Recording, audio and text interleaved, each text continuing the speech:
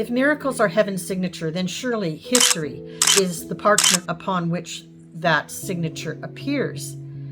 Sometimes bold, sometimes faint, but never entirely gone. For more than a century and a half, Lourdes has kept the only continuous record of healing miracles. And when you trace those records over time, a pattern emerges. It's as though heaven itself has a rhythm, times when it whispers and times when it shouts.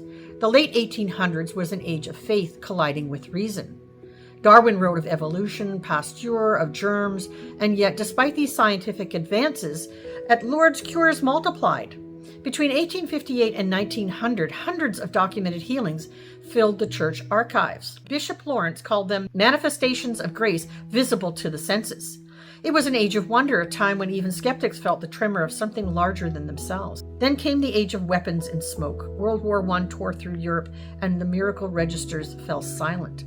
Not because heaven ceased to care, but because the world had turned its face away.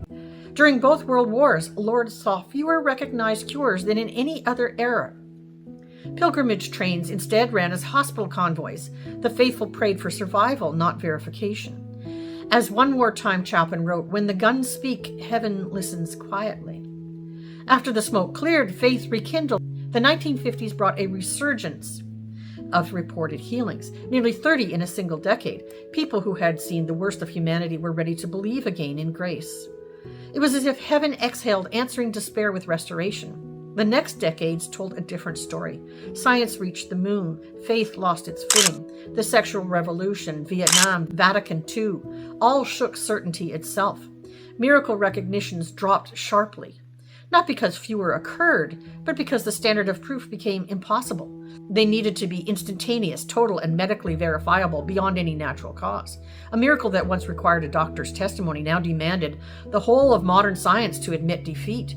The silence of heaven, it seemed, was really the noise of our own self-confidence.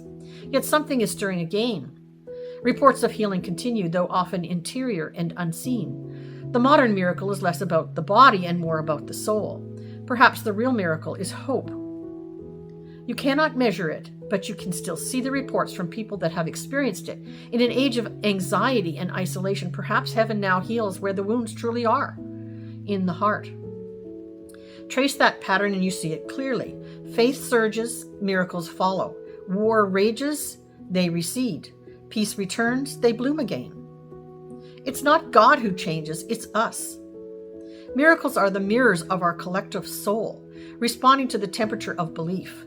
When humanity grows cold, the miraculous waits, not gone, but patiently waiting.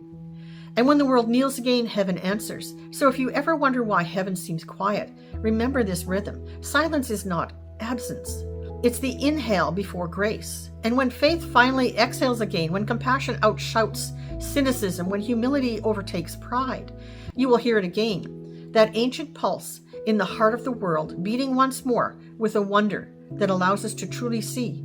Because in truth, cynicism has blinded us.